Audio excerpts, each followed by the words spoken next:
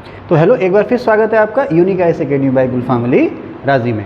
तो आज हम बात करेंगे ईस्ट इंडिया कंपनी के समय, ये अंग्रेज़ों के समय उन्होंने जो तरह तरह की लगान सिस्टम अपनाए थे उनके बारे में। स्थायी बंदोबस्त, रैयतवाड़ी बंदोबस्त और महालवाड़ी बंदोबस्त। स्थायी बंदोबस्त, रैयतवाड़ी और महालवाड़ी ये कहाँ कहाँ इम्प्लीमेंट किए गए, इनकी खूबियाँ क्या थी, क्या इनकी समस्याएं थी और इनका असर क्या हुआ। इस तमाम तरह के लगान सिस्टम से कैसे भारत के गांव में बेरोज़गारी पनपी, कैसे गांव के जो किसान हैं, मज़दूर हैं, वो ऋण के जाल में फंसे, कैसे इसी बंदोबस्त की वजह से गांव में गरीबी, भूखमरी, अकाल की समस्याएं आम हो गई और कैसे ये बंदोबस्त जो हैं बाद में ग्रामीण और आदिवासी असंतोष का कारण बने या किसान असंतोष का कारण बने। इन सब चीज़ों को हम जानने की कोशिश करेंगे इसी वीडियो में। बने रहिए हमारे साथ अंत तक। स्थायी बंदोबस्त मैं एक वीडियो में अच्छे से आपको बता चुका हूँ। आज मैं बात करूँगा रैयतवाड़ी और महालवाड़ी पर और इनके जो ख़राब परिणाम आए उनके बारे में। ठीक है, चलिए शुरू करते हैं।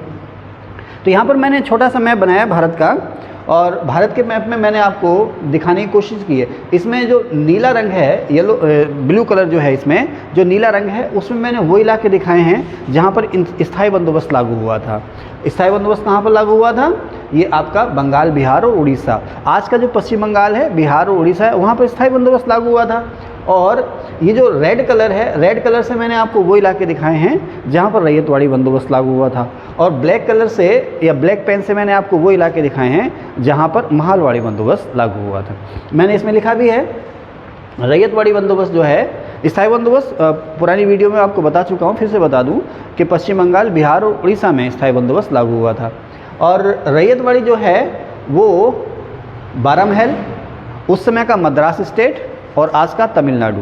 आज जो मद्रास और आज का जो तमिलनाडु, आंध्र प्रदेश और तेलंगाना है, वो अंग्रेज़ों के समय मद्रास स्टेट कहलाता था। और आज का जो गुजरात और महाराष्ट्र स्टेट है वो अंग्रेज़ों के समय में बॉम्बे स्टेट कहलाता था। समझ रहे ना? तो रैयतवाड़ी बंदोबस्त जो है 12 महल उस समय के मद्रास में। और मैंने यहाँ लिखा, निज़ाम हैदराबाद से मिले। मुंडो ने हैदराबाद के निज़ाम से जो इलाके मिले थे 1803 और उसके बाद अंग्रेज़ों ने हैदराबाद के निज़ाम से जो इलाके पाए थे, आंध्र प्रदेश के, हैदराबाद के, उन इलाकों में इसको लागू किया गया पहले। बाद में सारा मद्रास जो था उसमें लागू किया गया। मद्रास के अलावा बॉम्बे, असम, कुर्ग कहाँ हुआ? कर्नाटक में। यहाँ पर इसके अलावा बरार कहाँ हुआ?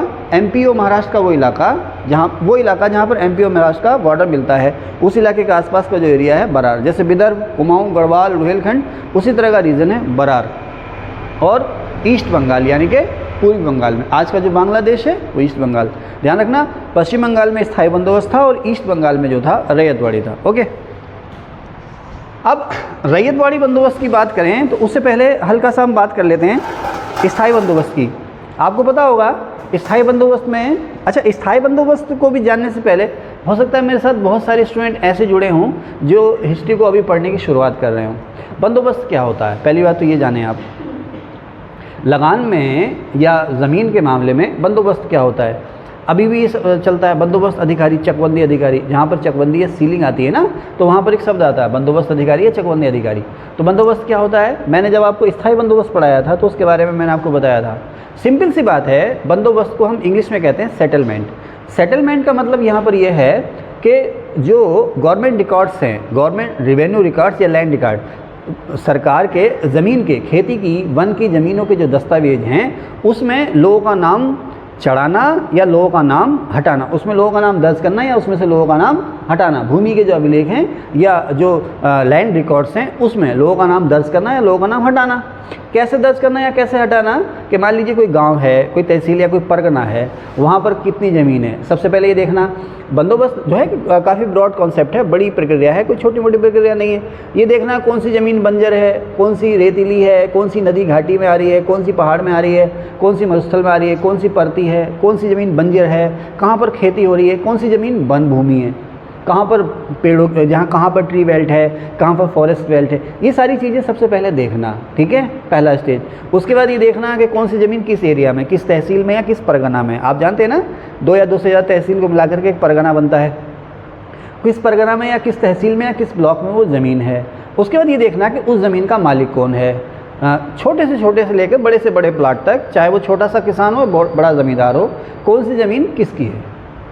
मालिकाना हक किसका है, कितनी ज़मीन है उसके पास, कितनी ज़मीन है, कहाँ कहाँ बिखरी, एक जगह पर है या अलग अलग जगह पर बिखरी है, ये सारे रिकॉर्ड मेंटेन करना कहलाता है बंदोबस्त। और उसके बाद फिर इसी आधार पर किसकी ज़मीन है, कितनी ज़मीन है, खेती की है, वन की है, बंजर है, नदी घाटी की है, मरुस्थल है, क्या है, उसी के आधार पर उससे लगान या रेवेन्यू या टैक्स जो है वो तय करना।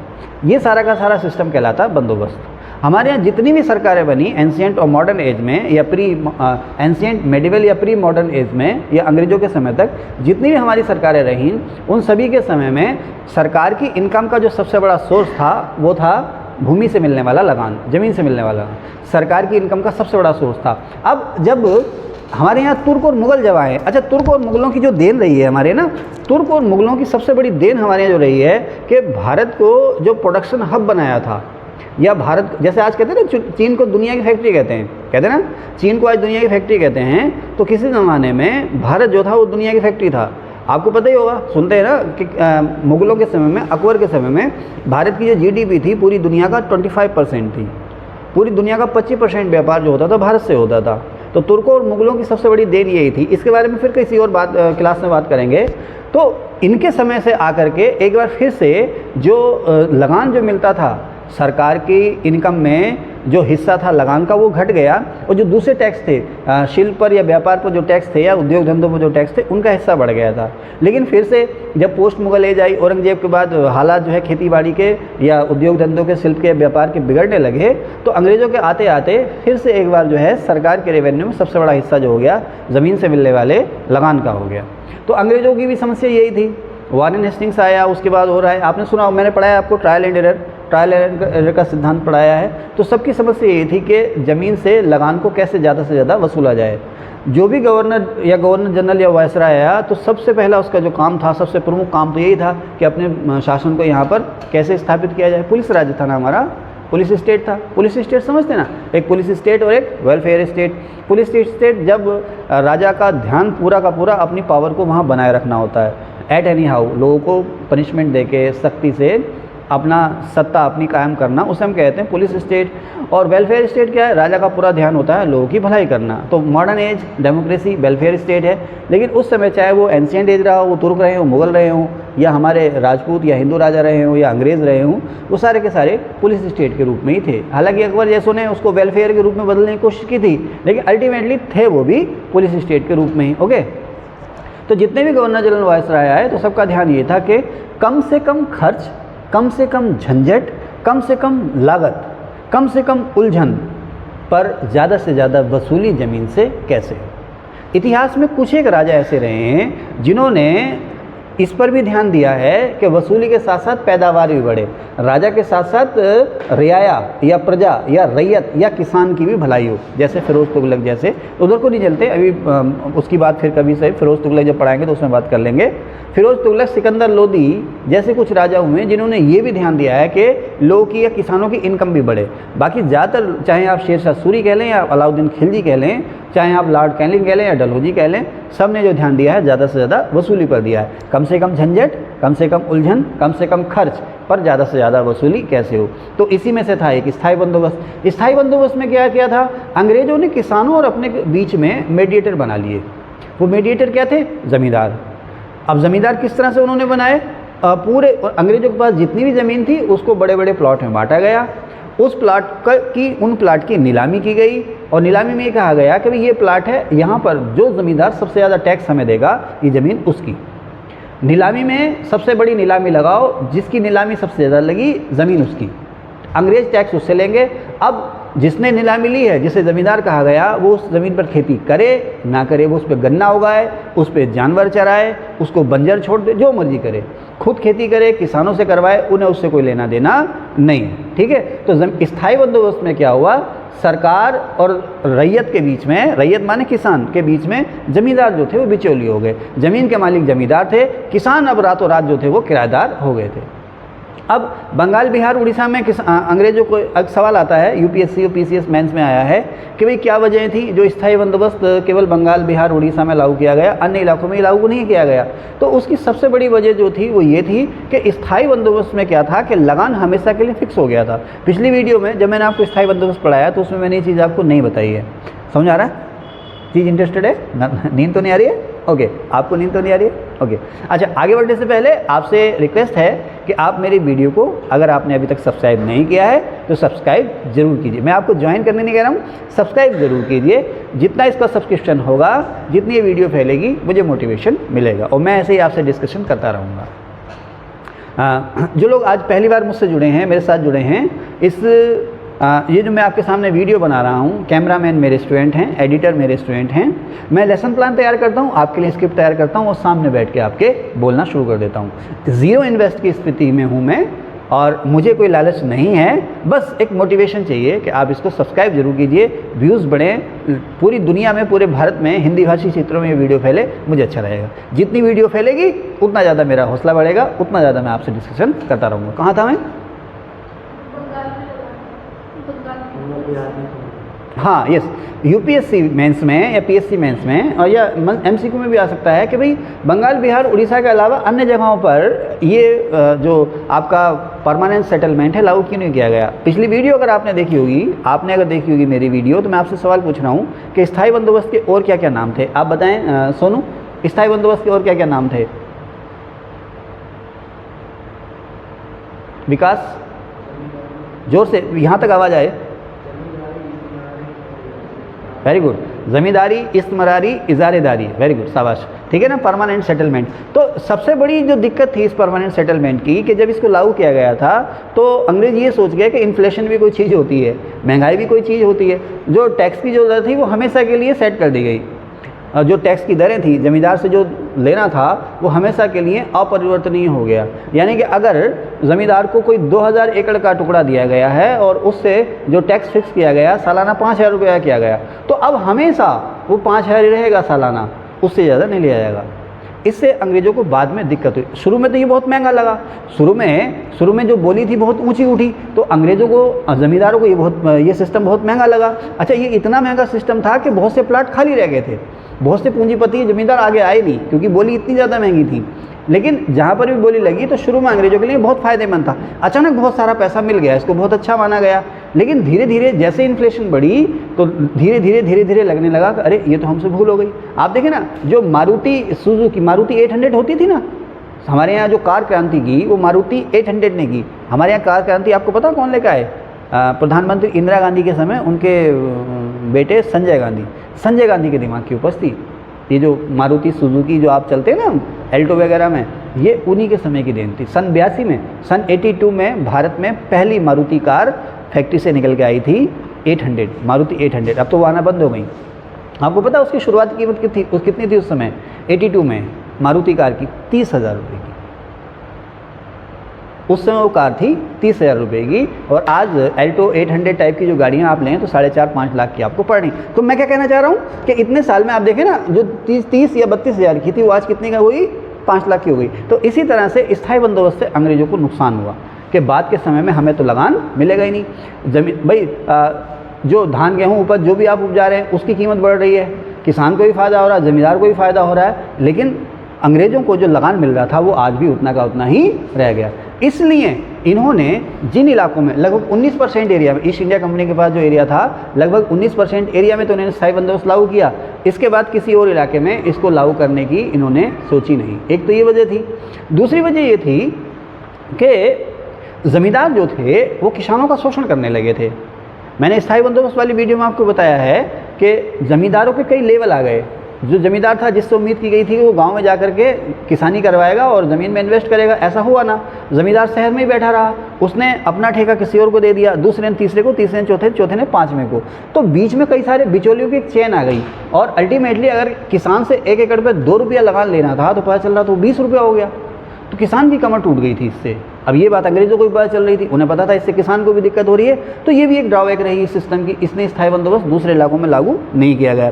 तीसरी बात ये थी कि बंगाल, बिहार, उड़ीसा में तो जमींदार थे। इस तरह के जो जमींदार जो बड़े बड़े इलाकों के ज़मीन जोतते थे, वहाँ पुराने ज़माने से ज़मींदार चले आ रहे थे, है ना। कभी क्या है वो शेरशाह सूरी और बलबन बंगाल को इस तरह से बांट गए थे कि वहाँ जमींदारी व्यवस्था ने आकार ले लिया था। लेकिन मद्रास, बॉम्बे, गुजरात या अवध या उत्तरी कर्नाटक वगैरह, यहाँ पर जो हैं ज़मींदारी व्यवस्था डेवलप ना हो पाई थी। तो किससे करें करार? ऐसे पूंजीपति हैं, ऐसे ज़मींदार थे नहीं जो उनकी ज़मीन को, अंग्रेज़ों की ज़मीन को ठेके पर ले सकें या नीलामी पर ले सकें। तो ये भी एक वजह थी जो यहाँ पर इन इलाकों में स्थायी बंदोबस्त लागू ना हो पाया। अब धीरे धीरे कंपनी में ये चीज़ उभरने लगी कि भाई कंपनी ज़मीन की मालिक है और कंपनी को अधिकार है कि वो समय समय पर लगान की दर बढ़ाए, लेकिन स्थायी बंदोबस्त में ये संभव नहीं था क्योंकि वो तो कानूनी रूप से करार हो गया। स्थायी बंदोबस्त में ये संभव नहीं था। तो अब कंपनी को ये अधिकार, सारी ज़मीन कंपनी को अधिकार है कि वो लगान बढ़ा सकती है। तो अपने इस अधिकार को बरकरार रखने के लिए, अपनी इनकम को समय समय पर बढ़ाते रखने के लिए, इन्फ्लेशन या बढ़ती महंगाई के साथ तालमेल बनाए रखने के लिए, जैसे जैसे महंगाई बढ़े, जैसे जैसे करेंसी, भाई आप समझ रहे ना, करेंसी का डिवेल्युएशन हो गया या मुद्रा का अवमूल्यन हो रहा है, तो जाहिर सी बात है जो आज लगान आप 2 रुपये ले रहे हो तो 10 साल बाद आप 20 रुपये लोगे। नहीं, 20 तो ज़्यादा हो गया, आमतौर पर 10 साल में महंगाई दोगुनी हो जाती है। तो आज 2 रुपये लगाना है तो 10 साल बाद 4 रुपये होना चाहिए। तो इसके लिए अंग्रेज़ों ने स्थायी बंदोबस्त छोड़ करके एक नया सिस्टम लागू किया जिसको नाम दिया रैयतवाड़ी। अब यहाँ पर रैयत शब्द क्या है और सवाल आता है भारत में रैयतवाड़ी सिस्टम सबसे पहले किसने लागू किया? तबस्सुम आप बताओगे? नहीं, यस नाज़िर जल्दी से बताएं, भारत में रैयतवाड़ी सिस्टम किसकी देन है? हाँ, या शेरशाह सूरी। भारत में रैयतवाड़ी सिस्टम जो देन है वो शेरशाह सूरी की है। मैंने आपको पढ़ाया मुगल एम्पायर में, आप लोगों को भी पढ़ाऊंगा, वीडियो बनाऊंगा। अभी जुलाई में अवतरित हुआ हूँ मैं यूट्यूब पे, आपके लिए वीडियो बनाऊंगा। तो शेरशाह सूरी ने जो अपना वो ज़मीन के 3 प्रकार बनाए थे, उद्यम, मध्यम और निम्न वगैरह वगैरह, और किसानों को पट्टे दिए थे, फिर उनसे करार कराए थे, क्या कहते हैं, पट्टा और कबूलियात, है ना। तो शेरशाह सूरी ने क्या किया था, ज़मीन जो थी वो सीधे किसान को दी। ज़मीन का मालिक किसान है और सरकार लगान सीधे किसान से ही वसूलेगी। शेरशाह ने किसानों को पट्टे दिए, पट्टा मीन्स सर्टिफिकेट दिया कि ये ज़मीन आपकी है और जब तक आप सरकार को लगान देते रहोगे आपको इस ज़मीन से कोई भी बेदखल नहीं करेगा। यही काम किया अंग्रेज़ों ने।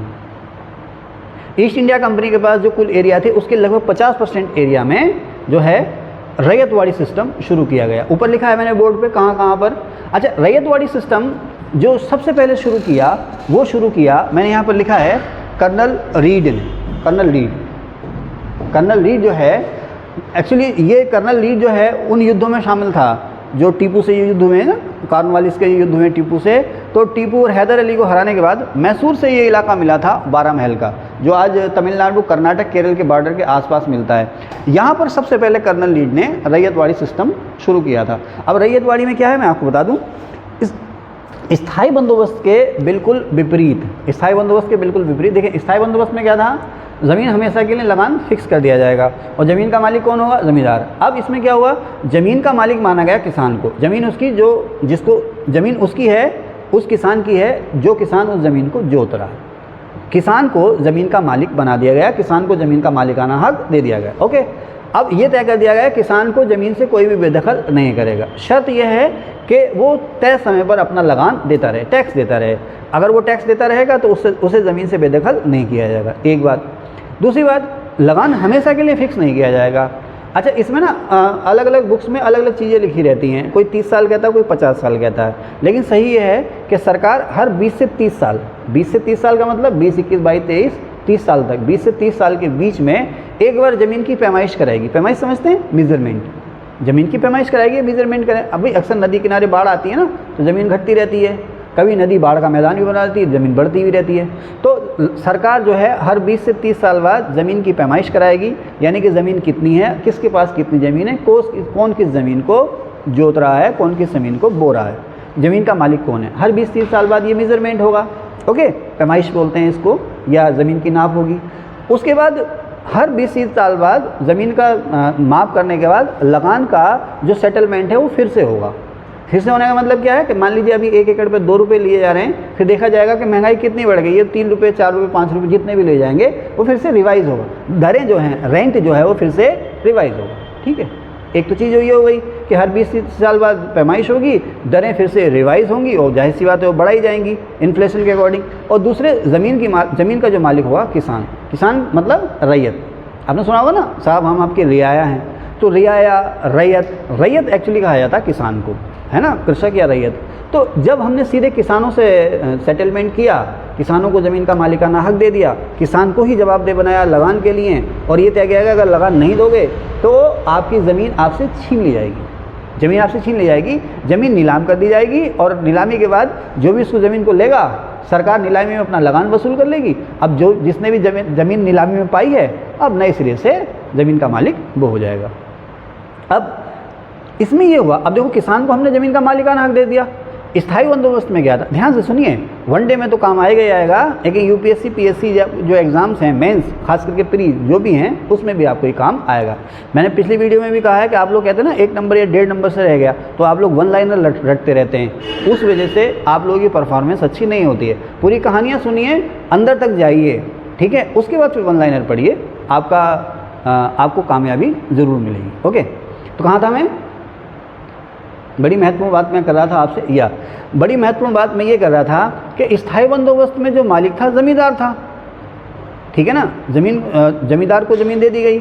अगर ज़मींदार लगान देने में आनाकानी करता है तो सनसेट लॉ याद है ना, उसमें जैसे ही तय समय आया, अगर ज़मींदार लगान ना दे पाया तो उसकी ज़मींदारी छीनी गई, ज़मीन को फिर से नीलाम किया गया, कोई नया ज़मींदार पकड़ा गया, सरकार ने अपना लगान उससे वसूला, लगा भाई अब ज़मीन तेरी।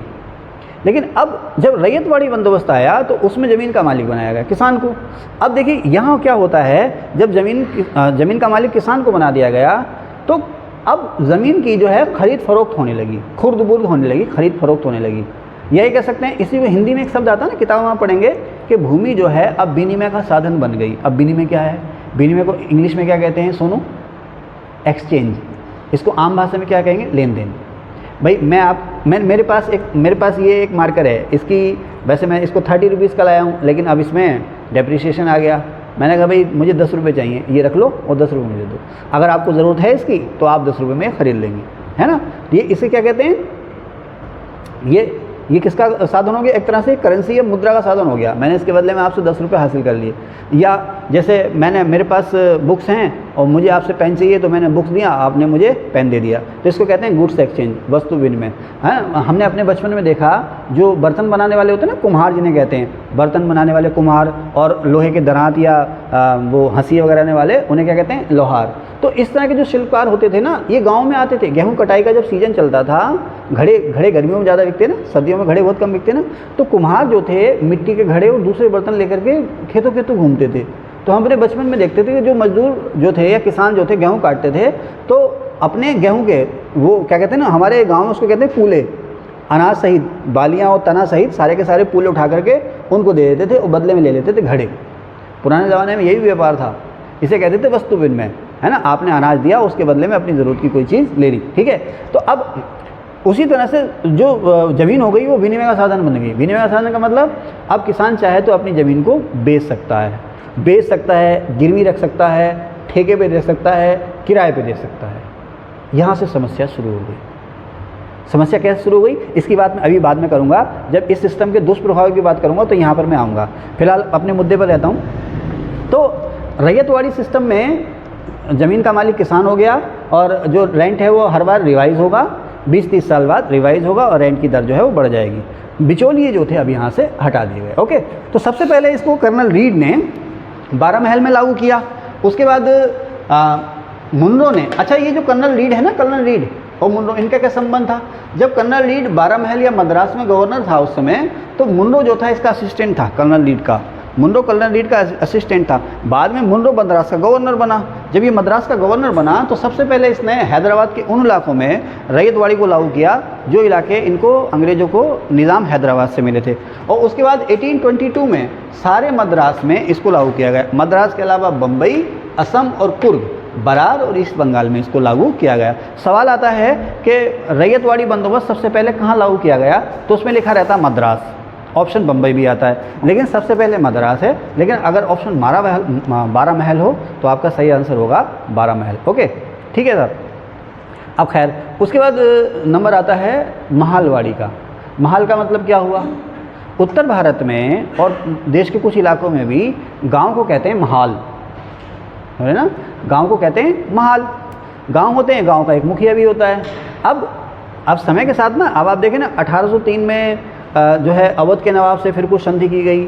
अब अंग्रेज़ों ने कभी जो सिख एम्पायर है उसको हड़पा, कभी बनारस के राजा को हड़प लिया, राजपूताना में बहुत सारे, धीरे धीरे कभी झांसी को हड़प लिया, कभी किसी इलाके को हड़प लिया। धीरे धीरे उत्तर भारत में भी अंग्रेज़ जो थे वो छा गए। अवध के ज़्यादातर इलाके को अंग्रेज़ों ने, जैसे चूहा धीरे धीरे कुतरता है ना, ऐसे कुतर के ज़्यादातर इलाका अपना कब्जा लिया था। तो उत्तर भारत में अंग्रेज़ों ने जो वसूली का जो सिस्टम लागू किया उसको कहा गया महालवाड़ी। महालवाड़ी क्यों लागू किया? महालवाड़ी का जो कॉन्सेप्ट दिया था, ये कंपनी को जो सुझाव दिया था, सबसे पहले होल्ट मैकेंजी ने दिया था। मैंने लिख भी रखा है बोर्ड पे। होल्ट मैकेंजी जो था उस समय बोर्ड ऑफ रेवेन्यू का सेक्रेटरी था 1819 के आसपास।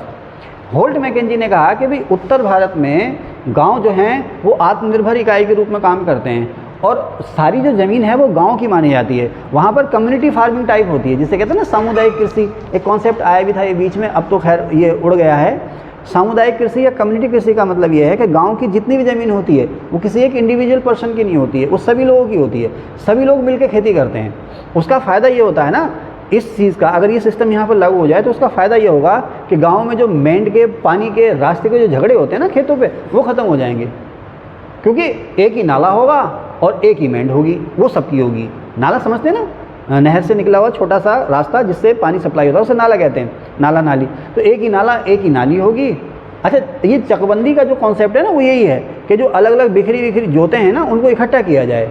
आप देखते हैं ना, हम लोग खेती करते हैं तो मेंढों में और मेंढों के आसपास जो कोने हैं उनमें कितनी जो है कि ज़मीन ख़राब होती है। इसके अलावा पानी की बारियों में, बिजली में, इसमें बर्बादी बहुत ज़्यादा होती है। तो चकबंदी का यही है कि अलग अलग बिखरे हुए प्लाट हैं तो उनको इकट्ठा किया जाए। महाल भी लगभग इसी तरह का है। महाल मतलब ग्राम समुदाय। तो जितनी भी ज़मीन है गांव की वो सभी की है और सभी लोग उसमें मिलकर खेती करते हैं। गांव का मुखिया होता है, उसके दिशा निर्देशन में खेती होती है। क्या अमीर क्या गरीब, अब ऐसी है ना वहाँ कोई अमीर है ना कोई गरीब है, सबकी ज़मीन है। जो जितना श्रम करेगा उसे उतना हिस्सेदारी मिलेगी, है ना। जो जितना श्रम करेगा उसे उतनी हिस्सेदारी मिलेगी। गांव में आपके 4 बेटे हैं तो 4 काम कर रहे हैं, 4 के बराबर आपको मजदूरी मिलेगी। 8 बेटे हैं तो 8 काम कर रहे हैं, 8 के बराबर आपको मजदूरी, 8 के बराबर हिस्सा मिलेगा। तो सभी लोग मिलकर खेती करेंगे, उसके बाद सभी लोगों में उपज जो है वो बट जाएगी। बहुत से इलाकों में उत्तर भारत में ये सिस्टम लागू था, ठीक है ना। अब होल्ट मैकेंजी ने कहा कि आप पूरे के पूरे गांव से टैक्स का सेटलमेंट कीजिए, ना कि इंडिविजुअल पर्सन या किसी ज़मींदार से। ओके, कैसे किया जाए? तो फिर इसका रास्ता ये निकाला गया कि जो गांव का मुखिया है उसे जिम्मेदार ठहराया गया टैक्स वसूलने के लिए, अपने किसानों से लगान वसूलने के लिए। अब जो सेटलमेंट किया गया महाल के मुखिया से किया गया। महाल के मुखिया की जिम्मेदारी है कि वो हर 20-30 साल में अपने रजिस्टर रिन्यू कराएगा, ज़मीन नापेगा कि इस गांव में कितनी ज़मीन है, क्या बोया जा रहा है, रेंट कितना होना चाहिए, क्या होना चाहिए। तो रैयतवाड़ी में सीधे सेटलमेंट किससे किया? किसान से। महालवाड़ी में जो सेटलमेंट किया गया वो गांव के मुखिया से किया गया। चीज़ें वही थी, हर 20-30 साल बाद पैमाइश की जाएगी और आमतौर पर लगान की दर बढ़ा दी जाएगी।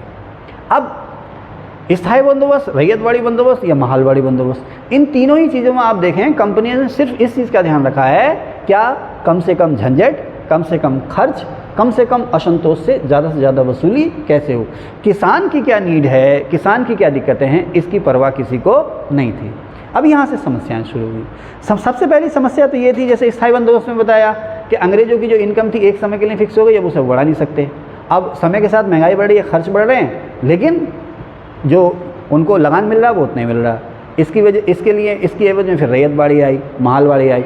अच्छा, रैयतवाड़ी हो या महालवाड़ी हो या स्थायी बंदोबस्त हो, यहाँ पर आप देखेंगे कि जो स्थायी बंदोबस्त थी वो अंग्रेज़ों के लिए तो घाटे का सौदा थी, लेकिन ज़मींदारों के लिए वो घाटे का सौदा नहीं थी, क्योंकि ज़मींदार स्वतंत्र था हर साल लगान बढ़ाने के लिए।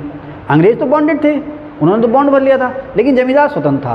तो ज़मींदार के नीचे और कई सारे बिचौलिए थे। ज़मींदार खुद वसूली करने नहीं जा रहा, उसने अपने नीचे बिचौलिए बना रखे हैं। भाई पूरे के पूरे रानीगंज डिस्ट्रिक्ट की फिल्म भी आई है ना, अक्षय कुमार की रानीगंज, पूरे के पूरे रानीगंज की या पूरी टिहरी रियासत की या पूरी मुरादाबाद रियासत की ज़मींदारी किसी एक व्यक्ति को दे दी गई। अब वो खुद नहीं जा रहा, उसने अपने नीचे एजेंट कर दिए। उन एजेंटों ने अपने नीचे एजेंट और उन एजेंटों ने फिर अपने नीचे, एक नए तरह का सामंतवाद आ गया भारत में। जो एंशिएंट एज में या राजपूत काल में या तुर्कों के समय में हम जो इक्तादारी सिस्टम देखते थे, अंग्रेज़ों ने अनजाने में ही उस सामंतवाद को, इक्तादारी को फिर से यहाँ पर ला के पटक दिया। लेकिन वो सामंत या इक्तादार जो थे फिर भी जनता की देखभाल करते थे, लेकिन ये तो सिर्फ वसूली एजेंट थे। इनका तो मतलब सिर्फ और सिर्फ ज़्यादा से ज़्यादा वसूली करना था। तो जितने ज़्यादा लेवल हुए बिचौलियों के, उतने ज़्यादा टैक्स बढ़ गया। तो चाहे स्थायी बंदोबस्त रहा हो, उसमें भी दर बहुत ज़्यादा थी। रैयतवाड़ी में तो घोषित रूप से 80 से 85% तक, मालवाड़ी और रैयतवाड़ी में 80 से 85% तक वसूला गया। अच्छा, यहाँ पर ही मैं आपको एक बात बताता चलूँ, मैंने भी किसी किताब में पढ़ा था। हम जब सोचते हैं ना कि भाई अलाउद्दीन खिलजी की दरें सबसे ज़्यादा थी, उसने आधे से ज़्यादा वसूला, किसी ने 2/3 वसूला, अब मैं कह रहा हूँ 80 से 85% तक वसूल रहे थे। तो आप सोचते होंगे कि मान लीजिए किसान के पास जो है 20 कुंटल अनाज हुआ, तो 80% का मतलब क्या हुआ, 80 85 16-17 कुंटल अनाज सरकार ले गई ना। ऐसा नहीं है, ऐसा नहीं है। लगान वसूली का जो तरीका था वो ये था, 20 कुंटल उसके पास अनाज हुआ, अब ये देखा जाएगा कि भाई उसमें बीज कितना डाला, उसने लागत का मतलब बैल भी लगे उसकी सिंचाई के साधन भी लगे, प्लस उसकी मेहनत भी लगी। उसकी लागत कितनी थी, उसकी जो मेहनत थी वो कितनी थी, है ना, बीज का, हल का, तमाम तरह का खर्च, वो सारा खर्च निकाला जाएगा। 20 क्विंटल में पता चला भाई उसकी जो लागत आ गई वो 6 क्विंटल की आ गई, उसे बचत कितनी हो गई, 6 क्विंटल की नहीं यार, आधे से ज़्यादा लागत आ रही है। अब तो किसान यूँ तो परेशान है, लागत बहुत ज़्यादा हो गई है ना। 20 क्विंटल उसने पाया और उसकी जो लागत आ गई वो 12 क्विंटल की आ गई, 8 क्विंटल बच गया उसको। अब जो उसकी इनकम है उसका 80 से 85% सरकार ले जा रही, सरकार या जमींदार ले जा रही, और ये बहुत ज़्यादा था। आज आप इतना कर दीजिए बवाल हो जाएगा। आज तो लगान की दरें हैं ही नहीं, वेलफेयर स्टेट है और सरकार सोचती नहीं है कि हम किसानों से लें, क्योंकि देखा जा रहा है ना कि खेती जो है धीरे धीरे फ़ायदा का सौदा नहीं है। अब यहीं पे लगान बढ़ा दे सरकार तो क्या हो जाएगा, इसलिए सरकार बजाय किसानों से ज़्यादा लगान वसूलने के और सब्सिडी देती है, क्योंकि खेती पे तो बाकी सब कुछ डिपेंड है ना, उद्योग धंधे, शिल्प, बाजार सब खेती पे डिपेंड है। खैर चलिए आगे चलते हैं। तो अब ये जो सिस्टम थे, रैयतवाड़ी या माहलवाड़ी या स्थायी बंदोबस्त, इसमें जो लगान की या वसूली की दरें जो थी बहुत ज़्यादा थी। अब इतनी ज़्यादा थी कि किसानों ने सरकार का, जमींदार का लगान अदा करने के लिए मजबूरी में कैश क्रॉप्स की तरफ को रुख किया, नकदी फसलों की तरफ को रुख किया। आमतौर पर ये मानते थे, नकदी फसलें समझ रहे ना, गन्ना, नील, कपास, अफीम, तंबाकू, इस तरह की जो फसलें हैं इन्हें हम कैश क्रॉप्स या नकदी फसलें कह रहे हैं। नकदी फसलें आमतौर पर रिटर्न जो थी जल्दी देती थी और ज़्यादा देती थी, लेकिन इनमें रिस्क भी था। रिस्क ये था कि ये बहुत ही फ्लेक्सिबल थी, कभी तो बहुत महंगी बिकती थी और कभी इनका रेट ऐसा हो जाता था बिल्कुल कमाल हो जाती थी। आज भी ऐसे होता है नकदी फसलों में, कभी मेंथॉल, मेंथे का तेल, पिपरमिंट जिसे कहते हैं, कभी तो रेट उसका आसमान छूता और कभी उसे कोई पूछने को भी तैयार नहीं रहता। ये इस नकदी फसलों के रिस्क भी थे। तो खैर किसानों ने नकदी फसलों का रुख किया, लेकिन नकदी फसलों का जो बाजार था वो अनिश्चित था। किसी साल उनको फ़ायदा हो जाता था, लेकिन अगले 2-3 साल पता चला फसल बेकार हो गई या रेट नहीं मिला। अब नकदी फसलों ने किसानों को 2 तरह से बर्बाद किया, या भारतीय समाज का उसको 2 तरह से बर्बाद किया। एक तो इसकी जो मार्केट थी नकदी फसलों की ना, कि रेट कितना मिलेगा वो अनिश्चित था। अच्छा, कभी रेट बढ़ भी जाता था ना तो उसका फ़ायदा किसानों को नहीं मिलता था, बिचौलिए खा जाते थे आमतौर पर, उसका फ़ायदा जो था बिचौलिए खा जाते थे, किसान परेशान रहता था। एक चीज़ ये हुई। अब किसान के पास साल दर साल जो है उस पर लगान भी होता रहा। अब वो क्या करें, जैसे रैयतवाड़ी सिस्टम है या माहौलवाड़ी सिस्टम है, रैयतवाड़ी सिस्टम जहाँ पर भी लागू था वहाँ पर किसान की ज़मीन अपनी थी। उन्होंने क्या किया, एक ऊंची दर के लगान को अदा करने के लिए ज़मीनों को बेचना शुरू कर दिया या गिरवी रखना शुरू कर दिया। अब वो चंगुल में पड़ गए महाजन या सूदखोर, लोकल लेवल पर जो व्यापारी होते थे, दुकानदार वगैरह होते थे, जिनके पास पूंजी होती थी, किसान उनके पास कर्ज के लिए चले जाते थे। अब उनका जो ब्याज का मीटर था वो चलने लगा, किसान कर्ज के जाल में फंस जाता था और एक स्टेज ऐसी आती थी, अब जमींदार उसका शोषण करने लगता था, मानसिक, शारीरिक, आर्थिक तमाम तरह का उसका शोषण करने लगता था। लास्ट में वो जिस तरह से अपनी ज़मीन छोड़कर ही या ज़मीन बेचकर ही अपना पीछा वो छुड़ाता था, या तो ज़मीन बेचकर अपना पीछा छुड़ाता था या रातों रात बर्तन भर के एक जगह से दूसरी जगह वो भाग जाता था। तो इस वजह से ज़मीन से बेदखली होने लगी, किसान जो थे भूमिहीन होने लगे। इसकी एक समस्या और आई जो हम अकाल की बात करेंगे, लेकिन अभी नहीं करेंगे उसकी बात। बेदखली होने लगी, किसान जब ज़मीन से बेदखल होने लगे। अब जब किसान ज़मीन से बेदखल होने लगा, आज एक, कल को दूसरा, परसों को तीसरा, भाई अभी गांव जो है खुशहाल है, किसानों के पास ज़मीन है, हर साल पैदावार हो रही है ना। अभी तो देखो फसलों के त्यौहार हैं हमारे यहाँ, पोंगल, बैसाखी और कौन कौन से त्यौहार हैं, खुशहाली के तो प्रतीक हैं। लेकिन जो खुशहाली का आधार थी भूमि, वो किसानों से छीनने लगी, सूदखोरों के घर भरने लगे, व्यापारियों के, कारोबारियों के, भ्रष्टाचारियों के घर भरने लगे, किसान जो थे उलझने लगे। अब बाजार में खरीदार कौन है, किसान है ना। तो इससे क्या होगा कि बाजार में धीरे धीरे खरीदार घटने लगे। जो लघु उद्योग कुटीर उद्योग के जो प्रोडक्ट हैं या जो स्थानीय दस्तकारों या शिल्पकारों के, स्थानीय दस्तकार शिल्पकार कौन हुए उसमें? कुम्हार, लोहार, और कौन हुए? कुम्हार लोहार के अलावा बढ़ई, है ना, और नाव बनाने वाले। तो जो छोटे छोटे लेवल के टोकरियाँ बनाने वाले, कपड़ा बुनने वाले, जो छोटे छोटे लेवल के जो दस्तकार थे, जिनके ग्राहक या जिनके लिए बाजार जो था वो किसान थे, उनकी इनकम अब घटने लगी। क्यों? क्योंकि किसानों का पैसा नहीं है। अब जब किसानों के पास पैसा नहीं है तो जो स्थानीय लघु या कुटीर उद्योग के जो प्रोडक्ट थे या दस्तकारों के जो प्रोडक्ट थे, शिल्पकारों के जो प्रोडक्ट थे, उनकी मांग घटने लगी। इससे क्या हुआ कि जो शिल्प का जो पेशा था वो भी धीरे धीरे घाटे का सौदा होने लगा। माल बन रहा है लेकिन उसका खरीदार नहीं। जो स्थानीय कुटीर उद्योग, कॉटेज इंडस्ट्री या स्मॉल इंडस्ट्री है, वो धीरे धीरे गुजरने लगी। कोई डिमांड नहीं है, क्यों? लोगों का पैसा नहीं है। तो अब इसका रिजल्ट ये आ रहा है कि जो लोकल कॉटेज इंडस्ट्री है या स्मॉल इंडस्ट्री है या दस्तकारी है, वो धीरे धीरे पतन की ओर अग्रसर होने लगी। अब देखें, आप किसान भी भूमिहीन हो रहा है। किसान जिसके पास भूमि है उसकी भी आय ठीक ठाक नहीं हो रही है, और जो छोटा मोटा व्यापारी है, दस्तकार है, उसकी भी इनकम घटती जा रही है। अब जब खेतीबाड़ी का पर संकट है, लघु उद्योग और दस्तकारी का संकट है, तो जो स्थानीय व्यापार है, स्थानीय तालुका में, ग्राम में या तहसील में जो व्यापार है, उस पर भी विपरीत असर पड़ा। तो एक ऐसा साइकिल बना कि ग्रामीण क्षेत्रों में पूंजी का जो संचय है या पूंजी का जो जमाव है, मनी का जो सर्कुलेशन है, वो कम होने लगा। गांव के क्षेत्रों में गरीबी आने लगी। उस गरीबी ने बेरोजगारी को, बेरोजगारी ने गरीबी, आप देखें ना, गरीबी ने बेरोजगारी को, बेरोजगारी ने गरीबी को जन्म दिया। अब भूखमरी की समस्या आ गई। अब इसी समय अब लोगों के पास ना पैसा है, ना लोगों के पास काम है। इसको थोड़ा ऊपर उठा देंगे सर। लोगों के पास ना पैसा है, ना लोगों के पास काम है, ऐसे में ही अकाल की समस्या आ जाती है। अकाल समझते हैं ना, जब इतनी वर्षा ना हो कि अनाज भरपूर हो जाए, है ना, या बाढ़ आ जाए। तो बाढ़ आ गई, बाढ़ से आपकी फसल खराब हो गई, सारी नष्ट हो गई, वो भी एक तरह का अकाल है ना। अनाज का ना होना, पानी का ना होना, वो अकाल है। अब होता क्या है, अभी आप देखें, नकदी फसलों ने अकाल को किस तरह से बढ़ावा दिया, कुछ इस तरह से दिया। किसानों ने क्या किया, जो हाई रेट था, जो ऊंचे से ऊंचा लगान था, उसको अदा करने के लिए नकदी फसलों का रुख किया। ऐसा नहीं कि एकदम से रातों रात सारी ज़मीनों में नकदी फसलें ही बोई जाने लगी ना, लेकिन नकदी फसलें बोई जाने लगी। अब उसका असर ये हुआ कि अगर किसी साल सूखा पड़ गया या अतिवृष्टि यानी कि बाढ़ आ गई, अनाज की पैदावार कम हो गई। एक तो पहले ही अनाज का जो रकबा समझते हैं, बुआई क्षेत्र, एक तो पहले ही अनाज फसलों का रकबा कम है क्योंकि नकदी फसलों का रकबा बढ़ रहा है। दूसरे, अगर सूखा पड़ गया या बाढ़ आ गई, पैदावार कम हो गई, इससे अकाल की समस्या पैदा हो जाती है, अनाज का संकट पैदा हो जाता है। अच्छा, अगर मान लीजिए आपके खेत में पैदा नहीं हुआ है, कम पैदा हुआ है, तो आपका पैसा आप बाजार से खरीद सकते हैं। अच्छा, आपको पता ही है, जब पैदावार कम होती है तो रेट बढ़ जाते हैं ना चीज़ों के, और जब पैदावार ज़्यादा होती है तो रेट घट जाते हैं। किसान का यही रोना है। तो अब अगर आपके पास पैसा होता, वो अकाल पड़ गया, तो आप माल खरीद सकते थे, है ना, या फिर सरकार आपकी हेल्प करे। लेकिन हुआ क्या कि लंबे समय तक ये जो आपके रेवेन्यू सिस्टम आए थे, इसने आपको न केवल ज़मीन से बेदखल कर दिया, आपका जो रोजी रोटी की जो छोटी मोटी दस्तकार, कारोबार, व्यापार या कॉटेज इंडस्ट्री थी, वो भी धीरे धीरे आपसे छिन गई थी। आपके पास पैसा नहीं था। पैसा तो छोड़ो, आपको बदल के कपड़े भी नहीं थे, एक धोती एक लंगोटी थी, और उसके अलावा और कुछ नहीं था। वही धोना और वही पहन लेना। अब जब अकाल पड़ जाता है तो आपके पास पैसा नहीं है जिससे कि आप अनाज खरीद सकें। दूसरा, कहीं काम भी नहीं है, काम भी नहीं है ना। जब सन्नाटा हुआ तो हर जगह सन्नाटा हुआ, काम भी नहीं है।